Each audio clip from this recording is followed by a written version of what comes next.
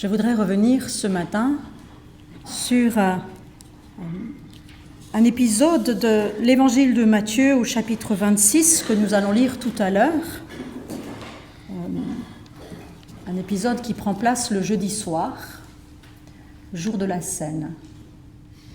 Mais auparavant, m'arrêter sur les apôtres. Cette liste d'hommes, même s'il y avait aussi des femmes, pourtant 12 ont été choisis pour représenter les 12 tribus. En Marc 3, les versets 16 à 19, nous donne une liste de ces 12 hommes dont Jésus s'entoure et qu'il établit. Il y a Simon, à qui Jésus donna le nom de Pierre, Jacques et son frère Jean, tous deux fils de Zébédée, à qui Jésus donna le nom de Boanerges, ce qui veut dire fils du tonnerre. André, Philippe, Barthélemy, Matthieu, Thomas, Jacques, le fils d'Alphée, Thaddée, Simon le Zélé et Judas l'Iscariote, celui qui livra Jésus. Voilà une partie des personnes qui ont entouré Jésus lors du repas de la Cène.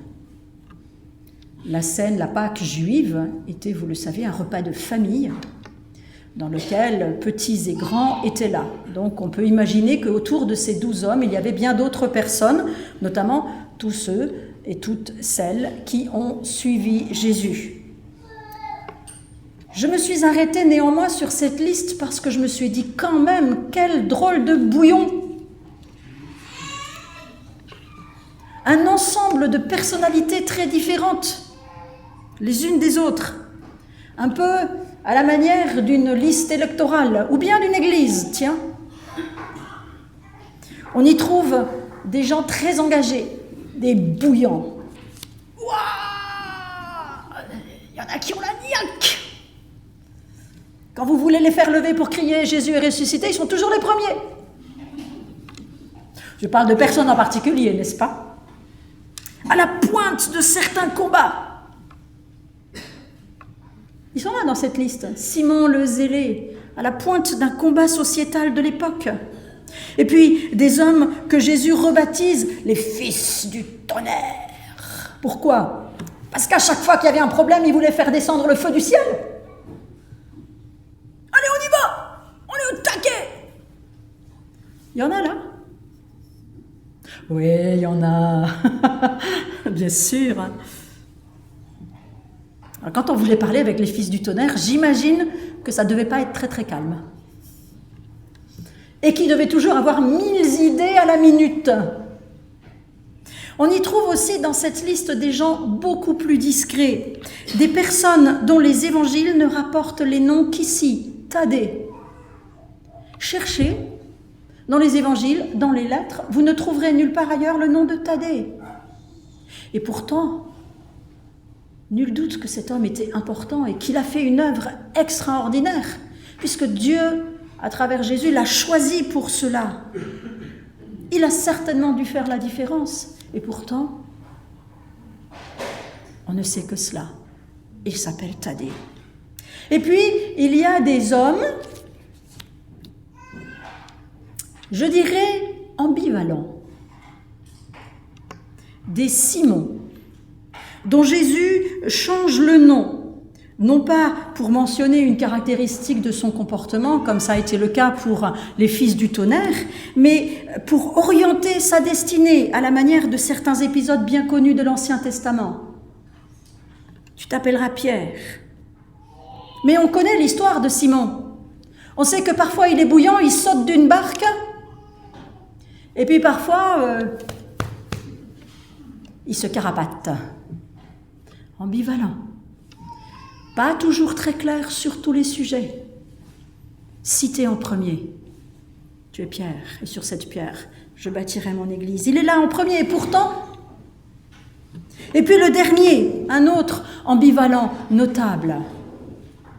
Cité en dernier, Judas qui va livrer Jésus. Un groupe éclectique au possible qui tout à la fois symbolise les 12 tribus et préfigure l'Église. Un groupe uni par un objectif identique, suivre Jésus, comme nous tous réunis ici, qui voulons suivre Jésus. On a entendu ce matin cette invitation à se reconsacrer. Nous voulons suivre Jésus. Yes. Je répète. Nous voulons suivre Jésus. Yes. On peut le dire en français, hein, si vous ne voulez pas le dire en anglais. Hein. Est-ce qu'on peut le dire en chinois? Ça se dit comment en chinois? Che. En chinois. Che. Ah, j'aime bien ça. Ça fait un peu atchoum. Che. Yes. Oui. Unis autour de celui que nous reconnaissons comme le Christ, le Messie.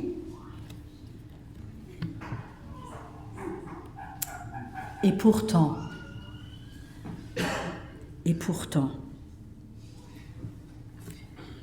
Matthieu chapitre 26, verset 20. Le soir venu, Jésus se mit à table avec les 12 disciples et pendant qu'ils mangeaient, Jésus dit « Je vous le déclare, c'est la vérité, l'un de vous me trahira. » Les disciples en furent profondément attristés et se mirent à lui demander l'un après l'autre « Est-ce que c'est moi, Seigneur ?» L'un après l'autre. Je ne sais pas, mais si vous avez l'intention de trahir Jésus, vous devriez le savoir. Eux, ils demandent « Est-ce moi, Seigneur ?» Jésus répondit « Celui qui est en train de se servir avec moi dans le plat, c'est lui qui me livrera. » Vous voyez la scène là? Vous imaginez? Jésus répond, il a la main dans le plat. « Celui qui est en train... » C'est moi.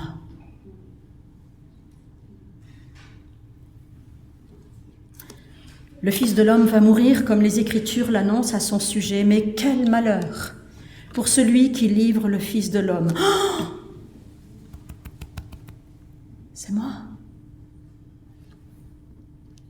Il aurait mieux valu pour cet homme-là qu'il ne soit pas né. Judas, celui qui le livrait, prit la parole et demanda « Est-ce moi, Rabbi ?» Jésus lui répondit « C'est toi qui le dis. »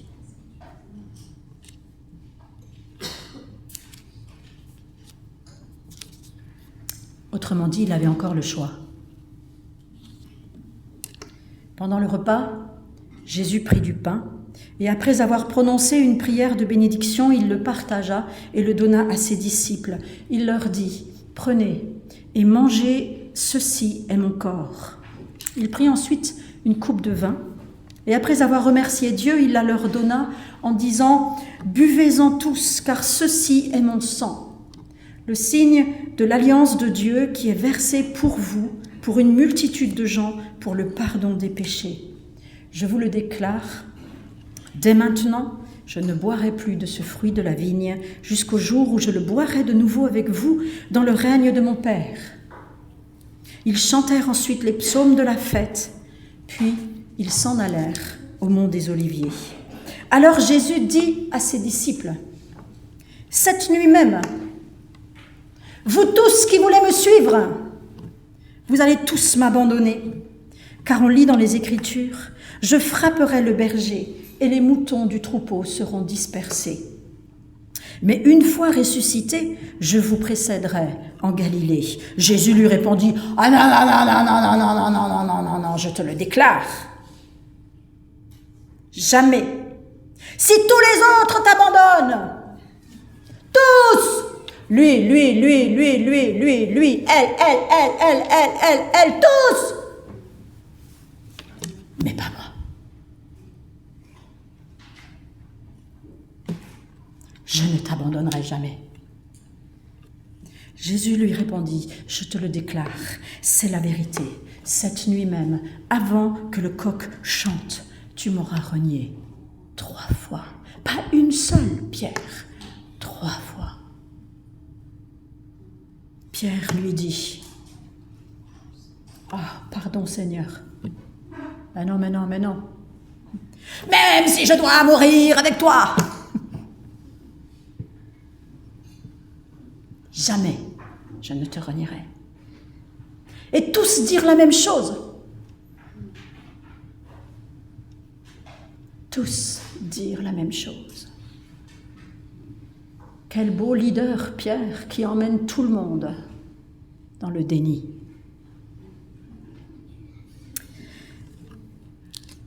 Ce texte est absolument merveilleux de réalisme quant à la nature humaine et à la nature de l'Église. On y retrouve les deux disciples ambivalents dont je vous ai parlé tout à l'heure dans cette liste.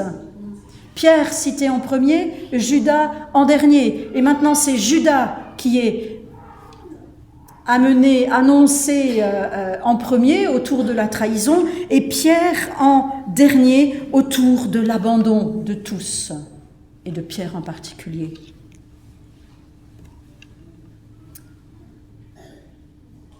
Je voudrais vous faire remarquer que c'est Jésus lui-même qui prend l'initiative. Jésus lui-même prend l'initiative des deux sujets. L'un de vous me trahira. Attends Jésus, on est en train de fêter la Pâque. Pourquoi tu amènes ce sujet sur le plateau ? Et puis, après l'établissement de la scène, c'est Jésus, encore une fois, qui commence à dire « Cette nuit même, vous allez tous m'abandonner ».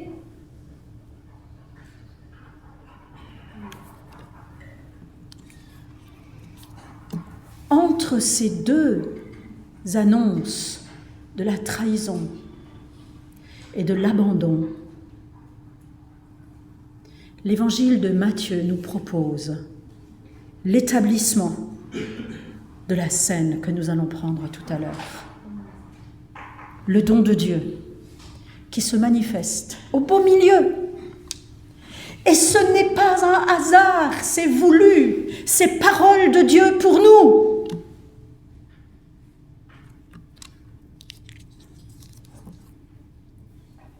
Dans le texte parallèle de Luc 22, au cas où vous douteriez encore que c'est véritablement parole de Dieu, dans le texte parallèle de Luc 22, le Christ annonce également le don que Dieu fait aux humains. Et puis juste après, la seconde après, le mot après, il dit « Regardez ».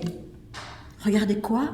Regardez la beauté de la nouvelle alliance, comme c'est beau, cet homme Dieu qui se donne pour chacun de nous. Eh bien non. Regardez, celui qui me livre est ici, à table, avec moi. L'évangile de Luc nous propose exactement la même réalité. Juste à côté de la table de la nouvelle alliance, il y a la trahison. Et il y a l'abandon. La trahison et l'abandon, mes frères et sœurs, existent non pas dehors. Dehors, c'est le rejet et la violence qui vont crucifier Jésus. Mais au milieu de nous, dans l'Église,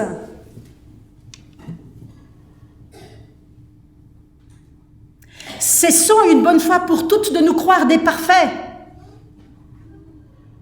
Au milieu de nous, la trahison et l'abandon existent. La coupe en main, Jésus parle d'un traître.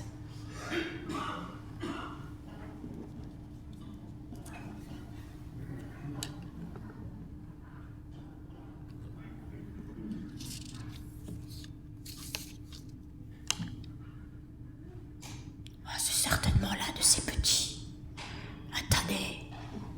dont on n'entendra plus parler.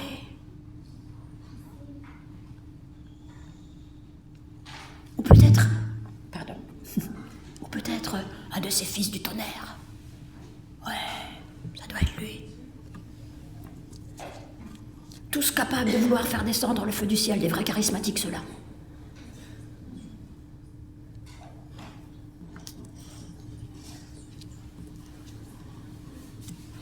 Voilà, voilà. La nature humaine a beau être connue, elle ne se laisse pas facilement circonvenir.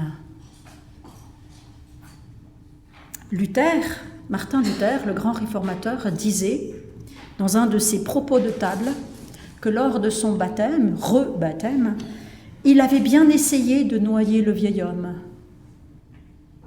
Mais le bougre, il savait nager.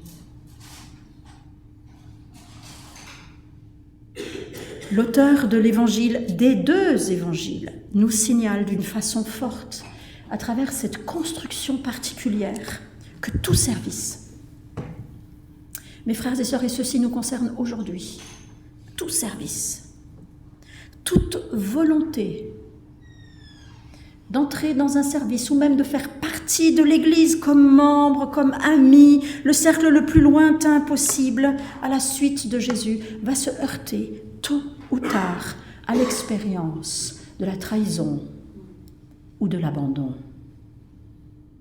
Celle des autres, de cet équipier de louanges qu'on pensait tellement, tellement consacré, de ce responsable des enfants qui avait promis ceci, ceci, cela, et puis qui finalement se retrouve à faire ceci, ceci, cela. La trahison des autres, et puis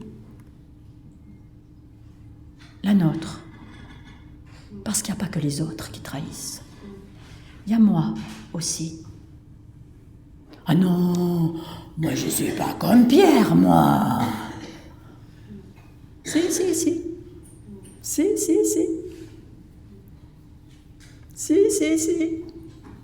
Et je vous regarde tous, hein. Et puis si j'avais un miroir, je pourrais me regarder moi.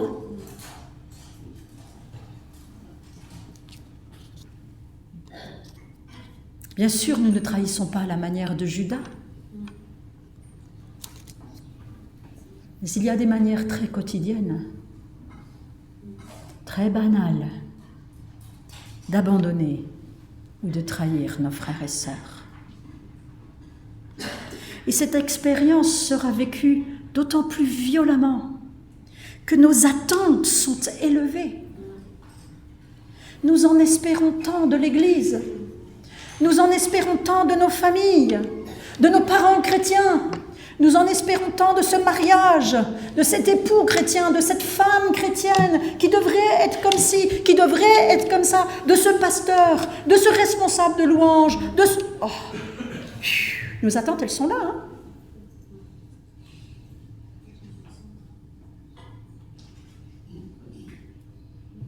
Et boum. J'espérais que ça aurait fait un bruit plus grand. Catastrophe. Lorsque je suis trahi, abandonné par quelqu'un dont je n'ai rien à faire, que je ne connais pas, que je n'aime pas, dont je n'attends rien.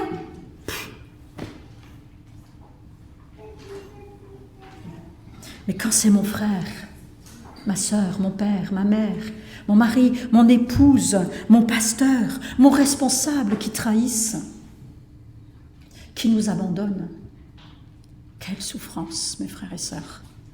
Et c'est une vraie souffrance. La colère, le tourment intérieur peuvent devenir puissants et destructeurs. Et que dire quand c'est moi qui prends conscience que c'est moi qui ai trahi mes frères?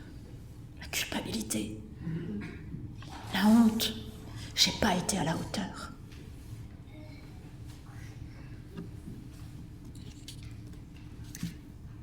Ce que je voudrais vous dire ce matin de Pâques où nous fêtons la résurrection, c'est que rencontrer la trahison, l'abandon, de même que trahir ou abandonner soi-même, est inévitable et nous devons l'accepter.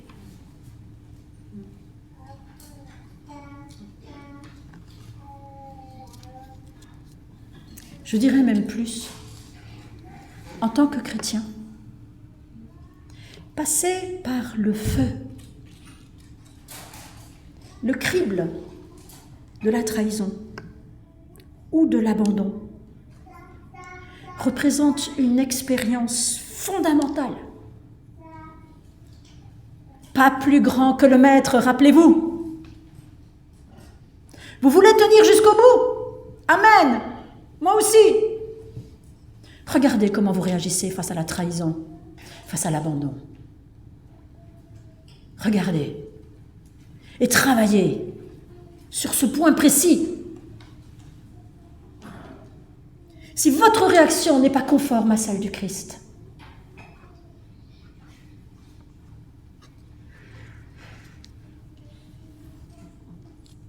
vivre cette expérience nous replace immédiatement et brutalement dans le contexte de notre humanité, notre poussière, notre état de poussière. Je suis un être humain, fait d'humus et de mucus, et blessé en plus. Oh, certes, il y a l'Esprit de Dieu qui est là. Mais parfois, c'est l'humus, c'est le mucus et la blessure qui prennent le dessus.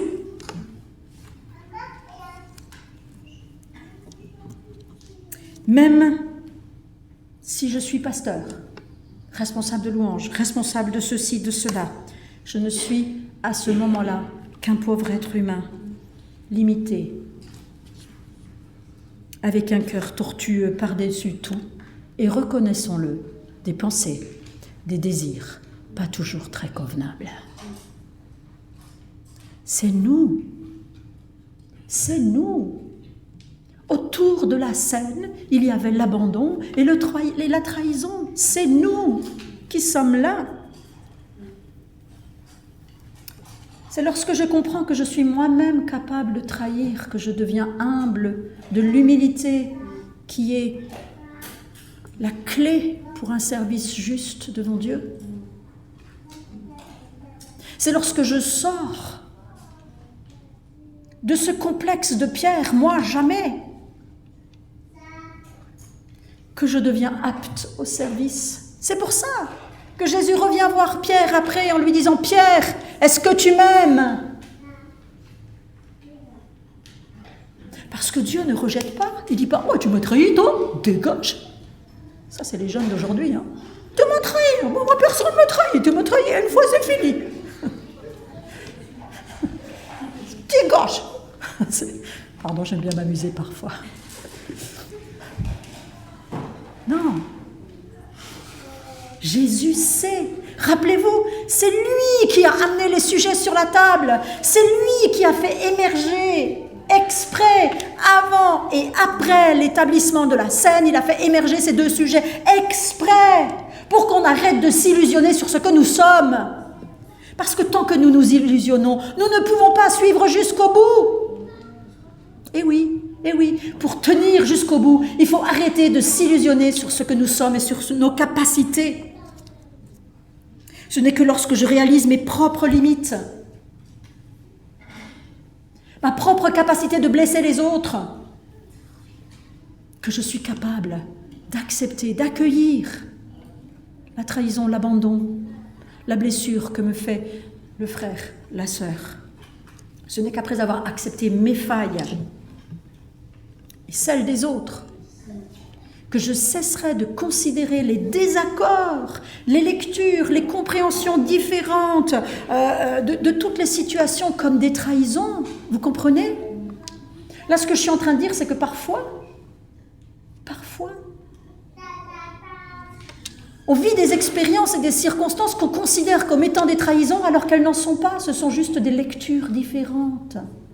Et parce qu'on n'a pas cette humilité intérieure de se reconnaître, humus, mucus et blessé, capable de trahir, alors on rentre dans des cercles de souffrance et de violence. Par le choix d'enchâssement de la scène dans deux thèmes aussi improbables que la trahison qui aboutit à la mort et l'abandon généralisé, l'auteur de l'évangile de Matthieu rejoint le propos de l'apôtre Paul. Dans les deux épîtres 1 et 2 Corinthiens, l'apôtre Paul fait constamment l'apologie de la faiblesse. Eh oui, la victoire passe par la faiblesse, chers frères et sœurs. Jésus est vainqueur parce qu'il a accepté la faiblesse la plus grande. On est parlé ce matin au petit-déj, on a parlé avec mes 2 petits-enfants de Pâques, qu'est-ce que c'est ? Et mon petit-fils de 6 ans a dit Jésus, il ne pouvait même pas se ressusciter tout seul. Il n'y a pas plus faible que ça. Hein. T'es Dieu, tu peux même pas te... Non seulement tu ne peux pas descendre de la croix, mais t'es mort, tu ne peux plus rien faire. Quoi. Ben oui, l'apologie de la faiblesse. Ça te fait rire, Matthieu ? Pas trop fort. Hein. 1 Corinthiens 1, verset 26. Considérez, frères et sœurs, qui vous êtes ? Ça nous a été rappelé par une prière prophétique ce matin. Regardez qui vous êtes. Si Jésus revient là maintenant à midi, qui vous êtes ? Dans quelle situation il va vous trouver ? Comment il va trouver votre cœur ? Considérez, frères et sœurs, qui vous êtes, vous que Dieu a appelés. Il y a parmi vous, du point de vue humain, peu de sages, peu de puissants, peu de personnes de noble origine. Au contraire, Dieu a choisi ce qui est folie aux yeux du monde pour couvrir de honte les forts. Il a choisi ce qui est bas, méprisable, ou qui ne vaut rien aux yeux du monde, pour détruire ce que celui-ci estime important. Quoi de plus naturel alors qu'autour de la table de la scène, il y ait des hommes qui trahissent, des femmes qui abandonnent, comme vous et moi. Paul ne fait pas dans ses 2 lettres, 1 et 2 Corinthiens, l'apologie de l'incompétence. Ce n'est pas pareil. Il parle de la conversion de notre regard sur nous-mêmes et sur les autres.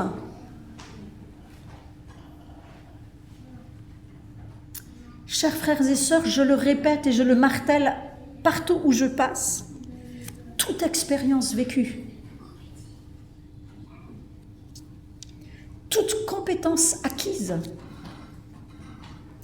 tout savoir, toute compréhension de soi et du monde, toute connaissance de Dieu a tendance à devenir puissance en nous. Et comme par une mutation génétique, cette puissance devient toujours une puissance contre les autres. Connaissez ce retournement ? Je sais. J'ai vécu ça, je sais. Toi, tu sais pas. Ah ben non, tu sais pas. Oh. Et on termine ratatiné. Simon.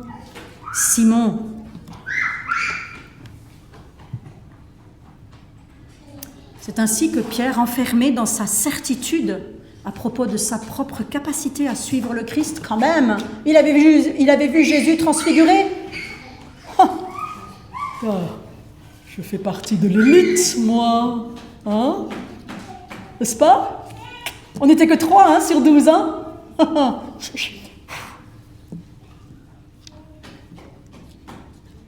Pierre, enfermé dans sa certitude à propos de sa propre capacité à suivre le Christ, entraîne dans sa chute tous les autres disciples derrière lui.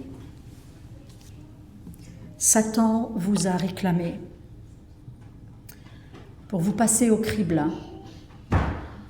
Pensez-vous que dans vos vies, Satan ne vous ait jamais réclamé ?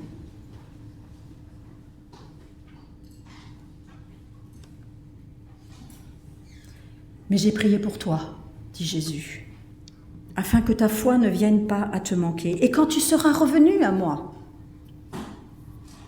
fortifie tes frères et sœurs. Trouvez ce passage en Luc 22. Cette conversion du cœur et du regard quant à nous-mêmes et à notre propre capacité de suivre Jésus prend du temps. 3 années avec Jésus, ça n'a pas suffi. Ça n'a pas suffi pour venir à bout de leur compréhension ou de leurs incompréhensions d'eux-mêmes et des confusions qui étaient à l'œuvre dans le cœur des disciples.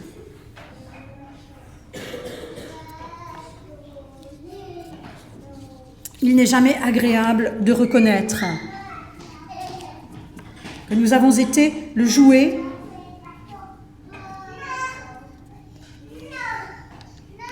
le jouet de l'œuvre de l'ennemi. Tu as raison, Pupus, c'est pas agréable. Non, non, non. Comment pas, même les enfants s'inscrivent dans le... C'est pas grave, Marc. C'est pas grave. Même les enfants peuvent s'inscrire dans le contexte du culte. Il n'est jamais agréable de reconnaître que nous avons failli. La culpabilité, la honte, comme la peur, font partie de ce crible. Culpabilité, je disais, honte, accusation contre les autres ou contre soi.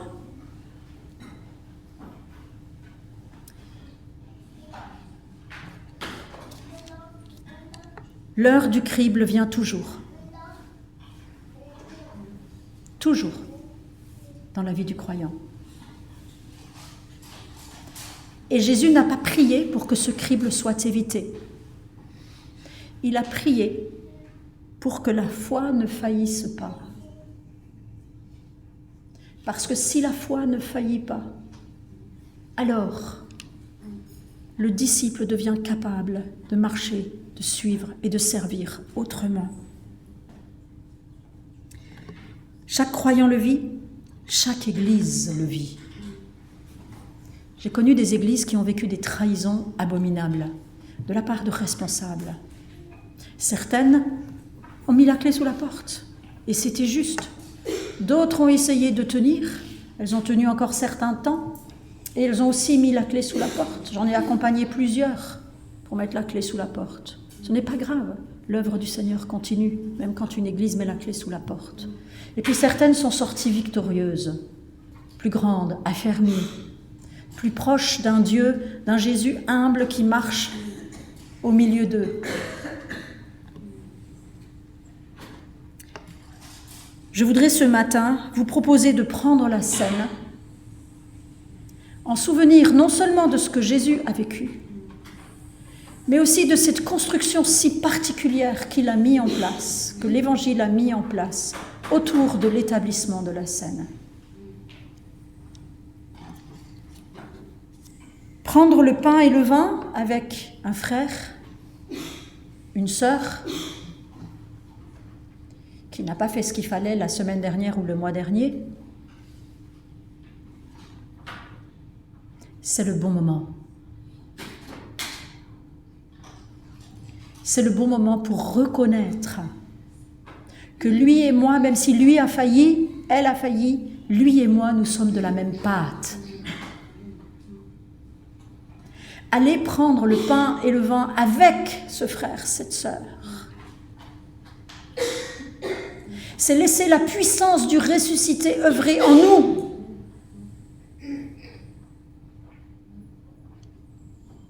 Père, pardonne-leur. C'est ça la puissance de Jésus. Père, pardonne-leur. Ils ne savent pas ce qu'ils font. Renversons-le à notre dimension de disciple. Jésus pouvait dire cette phrase, « Père, pardonne-leur, ils ne savent pas ce qu'ils font parce qu'il était Dieu. Moi, je ne suis pas Dieu. » Alors, je ne vais pas dire à Dieu, « Oh Seigneur, pardonne-lui parce que lui, il ne sait pas ce qu'il fait, mais moi, je sais ce qu'il fait. » Je redeviens Pierre.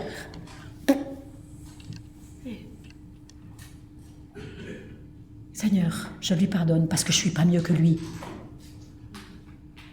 Et je prends le pain et je prends le vin à côté de lui, avec lui, dans l'unité.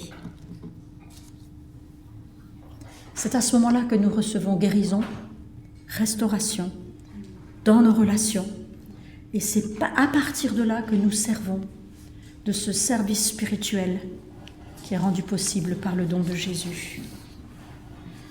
Rappelons-nous, le plus important parmi nous, doit être comme le plus jeune. Celui qui commande doit être comme celui qui sert. Lorsque le crible dans nos vies, la honte, la culpabilité, l'accusation aboutit à la table de la scène, il construit des richesses qui sont insoupçonnées au milieu de nous. Et si vous êtes aujourd'hui même l'objet d'un crible, que vous vous sentez accusé, parce que vous avez failli, vous avez trahi, vous avez abandonné. Comme disait Luther, pécheurs, courez. Courez chercher votre guérison, votre restauration, parce que Christ est ressuscité. Et elle est là, l'espérance de la gloire. Il nous ressuscite avec lui.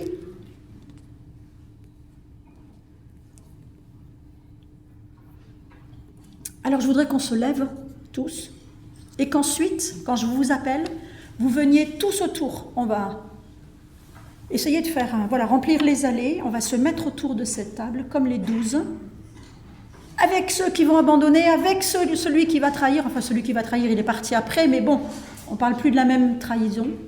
On se mettra là tout à l'heure. Et on vivra cette scène dans cette optique. Je consacre ma vie à te suivre. Malgré mes trahisons à venir, malgré mes abandons à venir, je consacre ma vie à te suivre. Malgré les trahisons de mes frères et sœurs, de mon mari, de ma femme, de mes enfants à venir, malgré les abandons de mon mari, de mon frère, de ma femme, de ma sœur, de n'importe qui, abandons et trahisons, les miennes, celles des autres, ne me feront pas lâcher ta main. Là, nous tiendrons. Alors, établissons cette table ensemble. Sur la table, il y avait une nappe.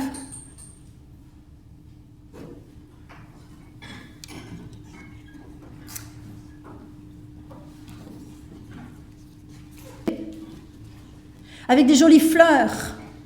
Oh oui, on aime ça. Maître, apporte la nappe. On aime mettre une jolie nappe sur la table de la Sainte Seine. Eh bien, aujourd'hui, c'est un papier porteur des nouvelles d'hier, des catastrophes, des faux espoirs, des petites annonces de la pub, des faire-part, des photos, des accidents, des matchs de foot perdus ou gagnés, du programme télé.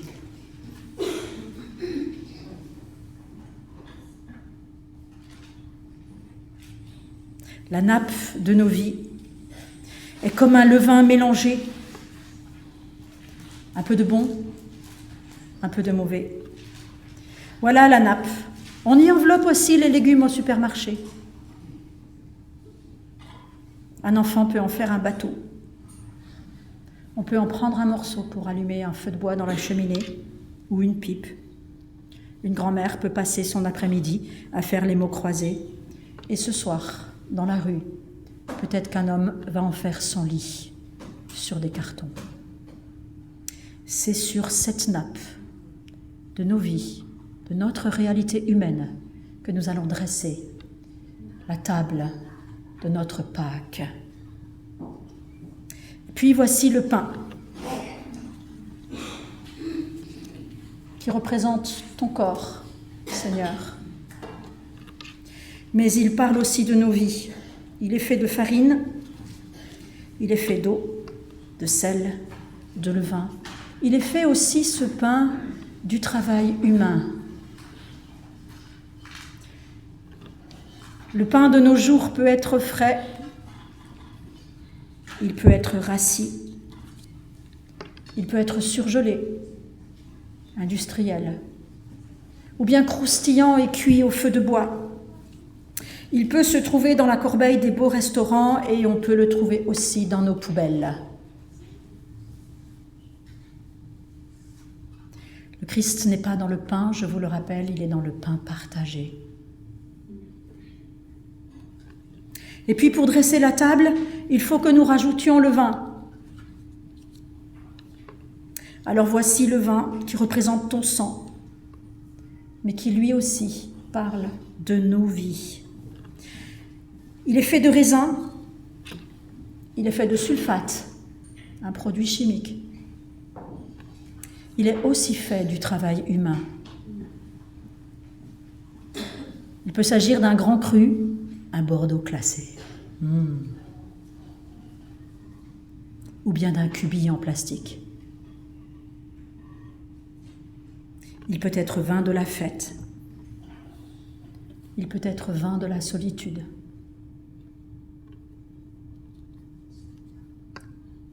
Je le rappelle aussi, le Christ n'est pas dans le vin, mais il est présent lorsque nous partageons le vin. Alors venez, c'est le temps pour nous de nous approcher de cette table. Nous qui sommes des êtres faits de humus, de mucus et de blessures. Approchons-nous de la table.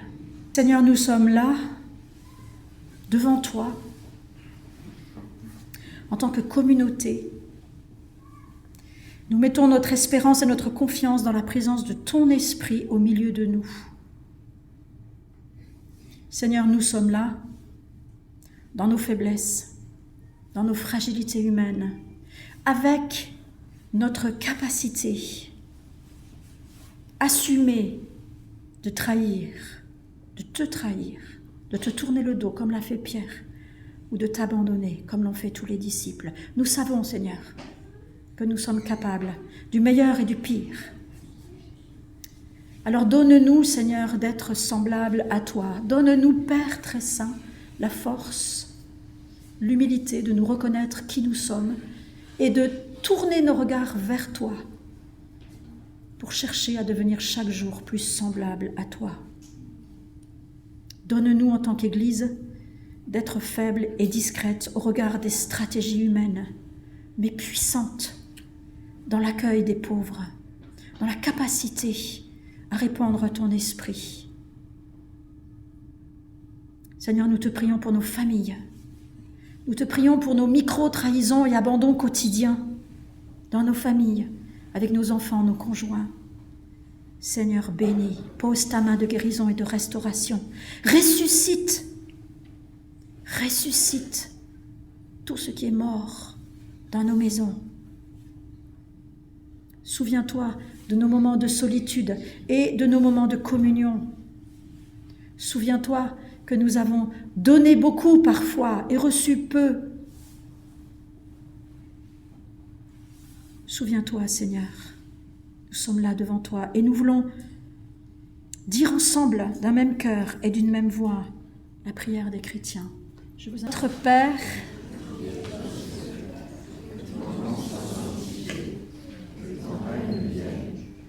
ta volonté soit faite sur la terre comme au ciel. Donne-nous aujourd'hui notre pain de ce jour. Pardonne-nous nos offenses comme nous pardonnons aussi à ceux qui nous ont offensés. Ne soumets pas à la tentation, mais délivre-nous du mal, car c'est à toi qu'appartiennent le règne, la puissance et la gloire pour les siècles des siècles. Amen. Nous devons, notre rôle de disciples, c'est d'ouvrir nos cœurs pour devenir chaque jour davantage conformes à lui. Mais cela nous libère de l'obligation d'être parfaits.